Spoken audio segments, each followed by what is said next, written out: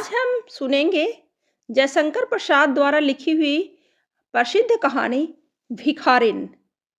जानवी अपने बालों के कंबल में ठिठुर कर सो रही थी।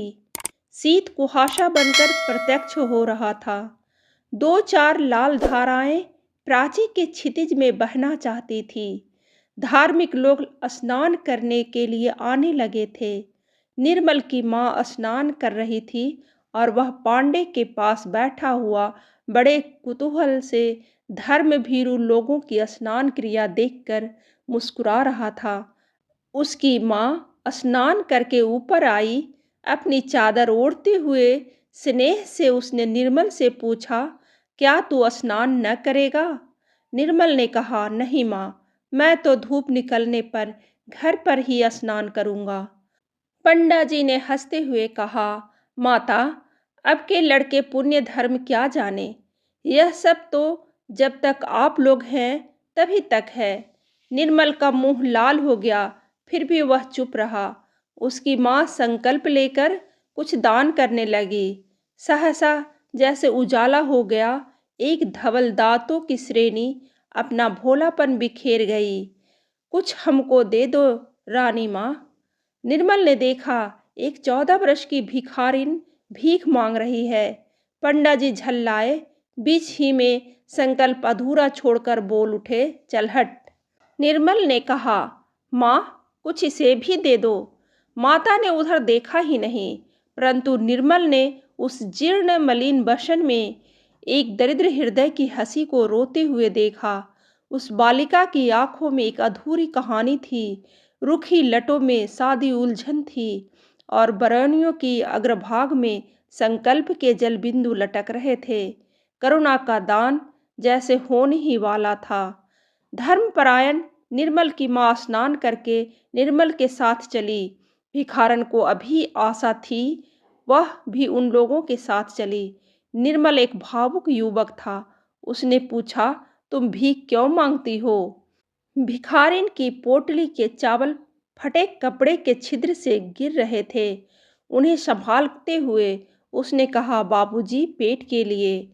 निर्मल ने कहा, नौकरी क्यों नहीं करती? माँ, इसे अपने यहाँ रख क्यों नहीं लेती हो? धनिया तो प्रायः आती भी नहीं। माता ने गंभीरता से कहा, रख लो। कौन जाती है? कैसी है? जाना न सुना, बस रख लो। निर्मल ने कहा, माँ, दरिद्रों की तो एक ही जाति होती है। माँ झल्ला उठी और भिखारिन लौट चली। निर्मल ने देखा जैसे उमड़ी हुई मेघमाला बिना बरसे हुए लौट गई। उसका जी कचोट उठा। विवश था, माता के साथ चला गया। सुनरी, निर्धन के धनराम, सुनरी, भैरवी के स्वर पवन में आंदोलन कर रहे थे। धूप गंगा के वक्ष पर उजली होकर नाच रही थी। भिखारिन पत्थर की सीढ़ियों पर सूर्य की ओर मुंह किए गुनगुना रही थी। निर्मल आज अपनी भाभी के संग स्नान करने के लिए आया है। गोद में अपने 4 बरस के भतीजे को लिए वह भी सीढ़ियों से उतरा। भाभी ने पूछा, निर्मल, आज क्या तुम भी पुण्य संचय करोगे? क्यों भाभी, जब तुम इस छोटे से बच्चे को इस सर्दी में नहला देना धर्म समझती हो, तो मैं ही क्यों वंचित रह जाऊं? सहसा निर्मल चौंक उठा। उसने देखा बगल में वही भिखारिन बैठी गुनगुना रही है। निर्मल को देखते ही उसने कहा, बाबूजी, तुम्हारा बच्चा फले फूले, बहू का सुहाग बना रहे। आज तो मुझे कुछ मिले। निर्मल अप्रतिभ हो गया। उसकी भाभी हंसती हुई बोली, दूर पगली। भिखारिन सहम गई। उसके दांतों का भोलापन गंभीरता के पर्दे में छिप गया। वह चुप हो गई। निर्मल ने स्नान किया। सब ऊपर चलने के लिए प्रस्तुत थे। सहसा बादल हट गए। उन्हीं अमल धवल दांतों की श्रेणी ने फिर याचना की, बाबूजी, कुछ मिलेगा? अरे, अभी बाबूजी का ब्याह नहीं हुआ। जब होगा तब तुझे न्योता देकर बुलावेंगे। तब तक संतोष करके बैठी रह। भाभी ने हंसकर कहा, तुम लोग बड़ी निष्ठुर हो भाभी। उस दिन माँ से कहा कि इसे नौकर रख लो, तो वह इसकी जाति पूछने लगी, और आज तुम भी हंसी ही कर रही हो। निर्मल की बात काटते हुए भिखारिन ने कहा, बाबूजी, तुम्हें देखकर मैं तो यही जानती हूँ कि ब्याह हो गया है। मुझे कुछ न देने के लिए बहाना कर रही हो। मर पगली बड़ी ढीठ है, भाभी ने कहा। भाभी, उस पर क्रोध न करो। वह क्या जाने, उसकी दृष्टि में सब अमीर और सुखी लोग विवाहित हैं। जाने दो, घर चलें। अच्छा चलो, आज माँ से कहकर इसे तुम्हारे लिए टहलनी रखवा दूंगी, कहकर भाभी हंस पड़ी। युवक हृदय उत्तेजित हो उठा। बोला, यह क्या भाभी, मैं तो इससे ब्याह करने के लिए भी प्रस्तुत हो जाऊंगा। तुम व्यंग क्यों कर रही हो?